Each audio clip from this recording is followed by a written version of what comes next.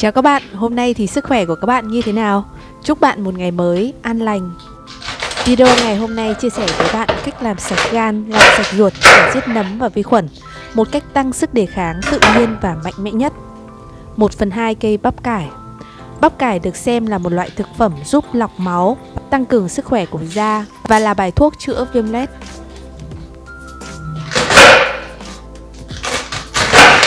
Bắp cải là loại quả được các bác sĩ khuyên dùng khi bạn mắc các bệnh về gan, viêm gan, xơ gan, ung thư gan, tuyến giáp, tiểu đường, ung thư, vân vân. Nó có chứa nhiều vitamin, đặc biệt là vitamin C, vitamin K, chứa một lượng lớn vitamin U, S-methylmethionine, giúp chữa lành các dạ dày và tá tràng. Bắp cải kích thích sản sinh glutathione, một hợp chất chống oxy hóa nội tiết có vai trò quan trọng trong quá trình khử độc của gan.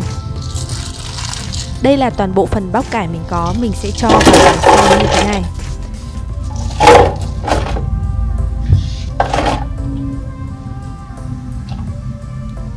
Bây giờ các bạn sẽ cần 5 lá nguyệt quế.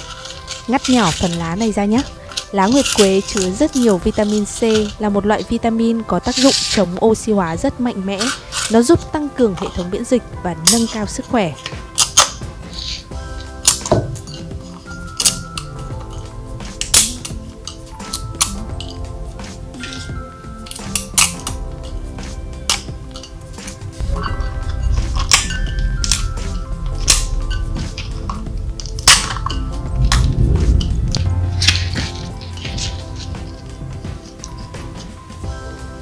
Tiếp nữa là đinh hương.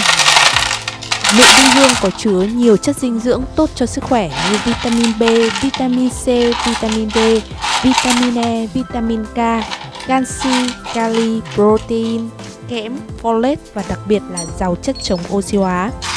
Đinh hương có đặc tính sát khuẩn, giảm căng thẳng, thúc đẩy tiêu hóa, giảm ho và tốt cho xương khớp. Bạn sẽ cần sử dụng 15 g đinh hương cho công thức này. Tiếp nữa bạn sẽ cần 300 ml nước.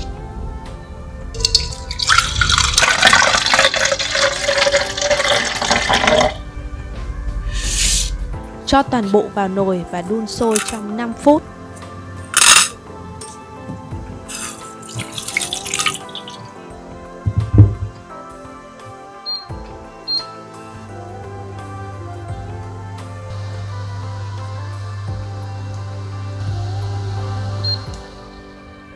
Sau khi đã đun được 5 phút, các bạn hãy lọc bỏ bã và cho vào máy xay. Đặt lên máy và xay thật nhuyễn. Thức uống này có vị đậm đà, mang đến một lượng nước ép bắp cải siêu đậm đặc. Nó đã trở thành một thức uống rất mạnh mẽ, có đặc tính chống viêm, tăng cường miễn dịch, chống oxy hóa mạnh mẽ, tiêu diệt nấm, vi khuẩn và ký sinh trùng. Mỗi ngày chỉ cần 1 ly như thế này, bạn sẽ tăng sức đề kháng cho cơ thể rất mạnh mẽ.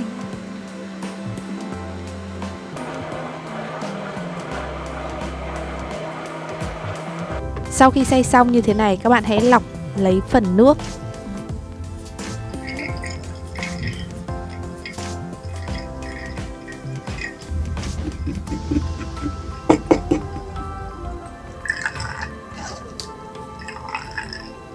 Trẻ em từ 2 tuổi có thể sử dụng từ 30 đến 50 ml mỗi lần trên ngày. Và người lớn thì sử dụng 350 ml trên lần trên ngày, uống thay cho bữa sáng là thích hợp nhất.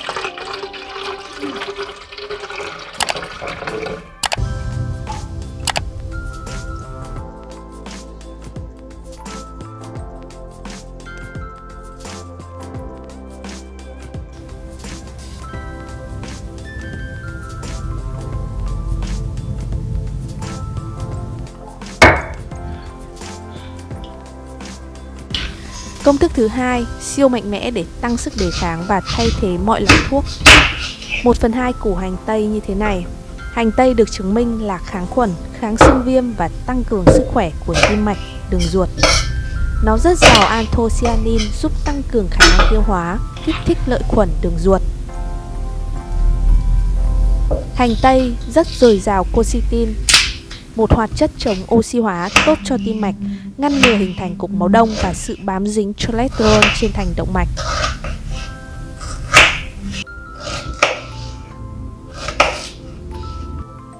Bạn sẽ cần sử dụng 100ml nước, cho vào máy xay.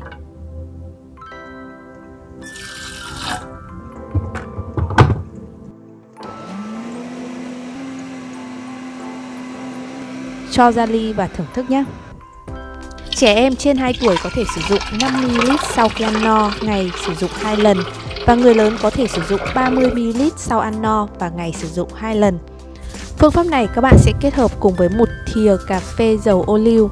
Dầu ô liu sẽ giúp hòa tan các hợp chất dinh dưỡng có trong hành tây và giúp cho cơ thể của bạn hấp thu được tối đa nhất.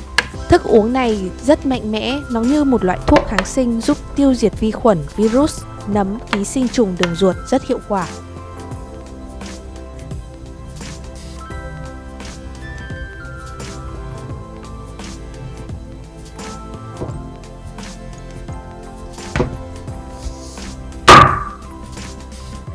Công thức thứ 3, làm sạch ruột một cách mạnh mẽ. Hãy kết hợp cả 3 phương pháp này để có được một ngày giúp cơ thể của bạn thải độc và làm mới. 1/2 cây bắp cải thái lát.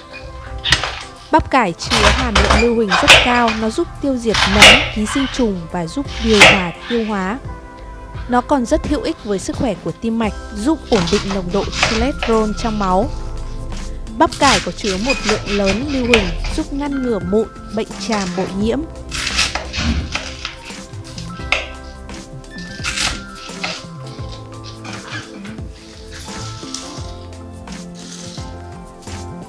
Bạn cho bắp cải vào tô. 1/2 củ hành tây. Hành tây có chứa chất xơ inulin và hoạt chất fructose oligosaccharide. Nó giống như prebiotic giúp cho đường ruột của bạn sản sinh được lợi khuẩn, ngăn ngừa ung thư đường ruột. Hành tây là một loại củ giúp ngăn ngừa bệnh tim rất hiệu quả. Bạn thái nhỏ phần hành tây này, sau đó cho vào tô nhé. Tiếp nữa bạn sẽ cần sử dụng một quả táo. Táo này các bạn hãy thái thành những miếng nhỏ nhé. Táo rất giàu pectin và đường phức giúp cải thiện sức khỏe của tim mạch và điều hòa đường huyết. Trong táo có chứa nhiều vitamin, đặc biệt là vitamin C, khoáng chất và các hợp chất quan trọng giúp cho xương thêm chắc khỏe. Fructose và các hợp chất chống oxy hóa nhóm polyphenol có trong táo giúp cân bằng trao đổi chất và hạn chế lượng đường hấp thu vào máu. Bạn cho toàn bộ phần táo này vào tô. 1/4 thìa cà phê muối, 1/4 thìa cà phê tiêu, 1/2 nước cốt chanh và 2 thìa cà phê dầu ô liu.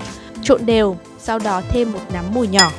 Bạn sẽ có được một món rau trộn. Đây là món ăn mà mình rất yêu thích vì nó thật dễ dàng để cho những loại rau củ quả theo mùa vào tô. Và trộn đều, như vậy là xong. Một bữa ăn thật lành mạnh, cân bằng và tràn đầy năng lượng. Tiêu diệt nấm, vi khuẩn, ký sinh trùng đường ruột rất mạnh mẽ. Rất cảm ơn các bạn đã theo dõi video ngày hôm nay. Chúc bạn và gia đình thật nhiều sức khỏe. Nếu bạn thích video này, các bạn đừng quên bấm vào nút like và nút đăng ký để ủng hộ kênh tiếp tục phát triển. Hẹn gặp lại các bạn trong các video kế tiếp.